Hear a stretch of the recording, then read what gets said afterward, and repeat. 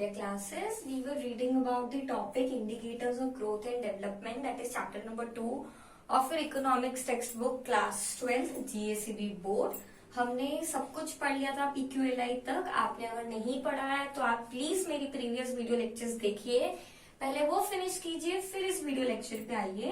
तो last topic of your book is HDI, human development index. तो human development index क्या है? United nation है. यूनाइटेड नेशन का एक डेवलपमेंट प्रोग्राम था जिसको हम UNDP के नाम से जानते हैं, that is United Nation Development Programme. वो उन्होंने 1990 में शुरू किया था. उस प्रोग्राम के तहत, उस प्रोग्राम के अंडर उन्होंने HDI को शुरू किया था.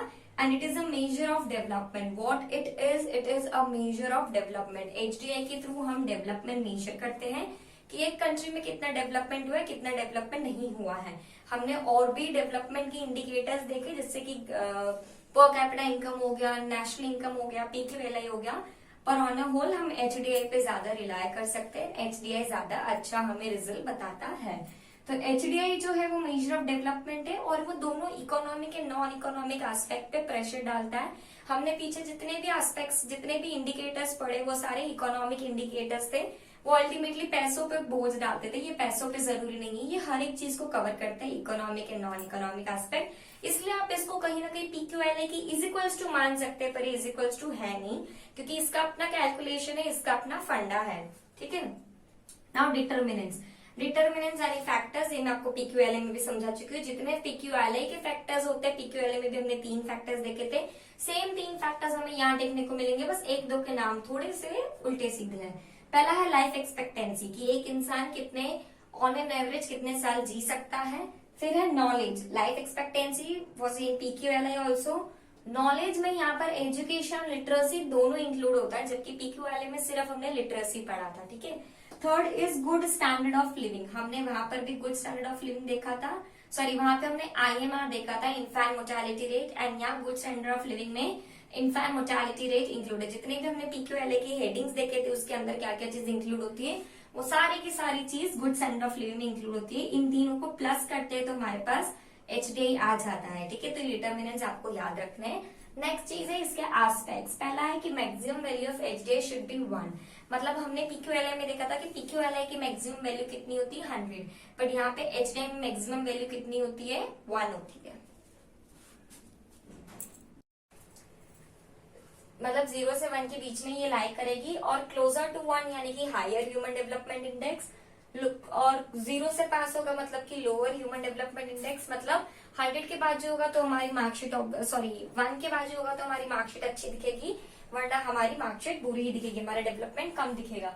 देन आपकी बुक में एक टेबल दिया गया है जो मैं अभी एक्सप्लेन नहीं कर रही, बिकॉज वो आपको इंटरप्रेट कर सकते हो. उस टेबल के अकॉर्डिंग जो कंक्लूजन है वो ये है कि 2014 में नॉर्वे एक इकलौती कंट्री थी जिसने 1 पूरा जो उसकी maximum value human development index की वो अचीव की थी. इकलौती कंट्री नॉर्वे, उसका 0.944 था calculation, and India 130th rank पे आई थी 0.609 के साथ 188 कंट्रीज के में से. ठीक है. इंडिया की रैंक बहुत ज्यादा पीछे. इवन आज के इस टाइम में भी हम देखें तो इंडिया का जो ह्यूमन डेवलपमेंट इंडेक्स है वो बहुत ही ज्यादा पीछे है. ठीक है. नेक्स्ट टॉपिक आपकी बुक में है importance of human development index.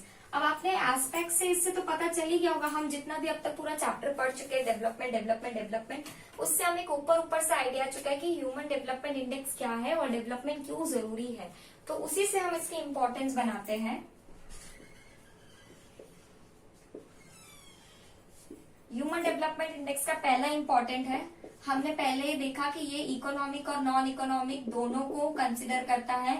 तो ये इसका एक बहुत बड़ा प्लस पॉइंट है, और ये इसका इम्पोर्टेंस भी, क्योंकि हर एक फैक्टर जो है, हर एक इंडिकेटर जो है वो दोनों चीजों को कंसीडर नहीं कर रहा था, पर HDI जो है वो दोनों चीजों को कंसीडर कर रहा है. ठीक है.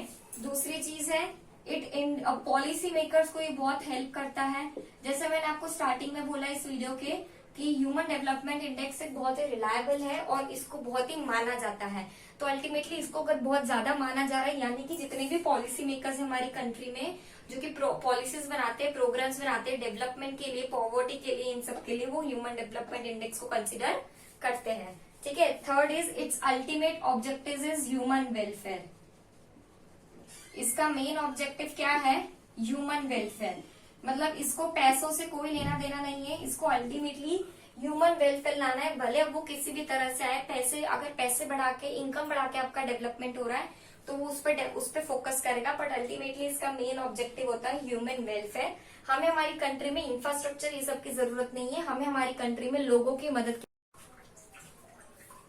Okay, so we were reading about the importance of the human development index. इसके इम्पोर्टेंस जैसे कि हमने ऊपर डेफिनेशन में देखा, तो इसकी इम्पोर्टेंस हम वहीं से निकालते हैं कि इकोनॉमिक और नॉन इकोनॉमिक फैक्टर्स पे फोकस करता है। पॉलिसी मेकर्स को ये हेल्प होती है कि हमें नेक्स्ट स्टेप किस चीज से रिलेटेड लेना है। इसका अल्टीमेट ऑब्जेक्टिव ह्यूमन वेलफेयर होता है। हमें बड़ा बड़ा इंफ्रास्ट्रक्चर नहीं चाहिए, हमें हमारी कंट्री में मेडिकल फैसिलिटीज चाहिए या कुछ अच्छी चीजें चाहिए जिससे हमारे ह्यूमन स्टैंडर्ड ऑफ लिविंग बढ़े, ठीक है। देन ट्रू प्रोग्रेस दिखाता है इकोनॉमिक एंड सोशल दोनों में, कि इकोनॉमिकली भी इंसान कैसे बढ़ रहा है, सोशली भी कैसे उसका डेवलपमेंट हो रहा है, लिटरेसी, नॉलेज, IMR इन सबसे related. Then it is very functional. Functional मतलब कि इनमें फंक्शनल रिलेशनशिप है। जैसे फिजिक्स में हम देखते हैं कि ह्यूमन डेवलपमेंट इंडेक्स बढ़ेगा तो आपकी हेल्थ एंड एजुकेशन में इंप्रूवमेंट होगा। अगर ह्यूमन डेवलपमेंट इंडेक्स जो है वो कम होगा, दैट मीन्स आपका हेल्थ एंड एजुकेशन में जो डेवलपमेंट है वो अंदर जा रहा है, आपकी कंट्री डेवलप होने के कारण अंडर डेवलप्ड हो रही है, ठीक है। और डेवलपिंग कंट्रीज को एक रफ आइडिया मिल जाता है कि उन्हें अब किस चीज पे और फोकस करना है, किन चीजों में और अपनी मेहनत डालनी है। एंड नेक्स्ट इज ये प्रोग्रेसिव होता है अप्रोच में, कुछ क्रिटिसिज्म इसमें नहीं होता है, हमेशा प्रोग्रेस की ही बात करता है, ठीक है। नेक्स्ट इज इसकी लिमिटेशंस क्या है, जैसे कि हमने PQLI के लिमिट, मतलब PQLI और HDI कई हद तक बहुत एक दूसरे से इंटरलिंक्ड है, बहुत सेम है, तो आपको इतना डिफिकल्टी नहीं होगा लर्न करने में। इसके भी 3 फैक्टर्स है, तो इसका एक लिमिटेशन ये है कि इट हैज ओनली 3 फैक्टर्स। ये हमें इसमें भी यही है कि वहां इक्वल वेट्स दिया गया है। हो सकता है कि देखो जैसे कि एक इंसान के लिए मेन चीज होती है रोटी, सब्जी, रोटी, प्रॉपर ड्रिंकिंग वाटर एंड छत होना एंड कपड़ा होना, ठीक है। एजुकेशन भी इम्पोर्टेंट है पर वो एक इन चीजों के पहले नहीं आती है, ठीक है। तो अल्टीमेटली अगर हम हर एक चीज को इक्वल वेटेज दे देंगे तो वो कहीं ना कहीं दूसरी चीजों के साथ नाइंसाफी होगी, जो इसका एक लिमिटेशन है। सेम लिमिटेशन जो हमने PQLI में देखा था। Next is it shows only relative progress, है एब्सोल्यूट प्रोग्रेस नहीं बताता है, सिर्फ रिलेशन में प्रोग्रेस बताता है, पूरी तरह से हमें ज्ञान नहीं मिल पाता है, ठीक है। एंड तो this was all about the limitations and aspects, importance, what is human development index. इससे ज्यादा आपकी बुक में इसको एक्सप्लेन नहीं किया गया है। It is just an indicator of economic growth, जो कि हर कंट्री में इंपॉर्टेंस होता है, जो कि हर कंट्री लड़ाई करती है। अगेन आपको एक टेबल दिया गया है which you only have to interpret and understand and analysis, okay. Next is की हमने पर कैपिटा इनकम देखा, हमने नेशनल इनकम देखा, हमने PQLI देखा, हमने HDI देखा। हमने ये 4 इंडिकेटर्स के बारे में ही पढ़ा है आपकी बुक में, पर सिर्फ ये 4 इंडिकेटर्स नहीं होते हैं। इकोनॉमिक्स में बहुत सारे इंडिकेटर्स होते हैं, उनके कुछ एग्जांपल्स हैं। Gender development, GDI is known age gender development index, HPI human poverty index, TI technological achievement index, H से ह्यूमन कंज्यूमर इंडेक्स। इनके सिर्फ आपको नाम याद करने MCQs एंड ऑब्जेक्टिव टेस्ट के लिए, बाकी इसका डिस्क्रिप्शन आपको एग्जाम में नहीं पूछा जाएगा। So here we are done with the second chapter series of video lectures. Hope I am clear with the second chapter. If you have any doubts, do let me know. And yeah, keep reading it. Thank you.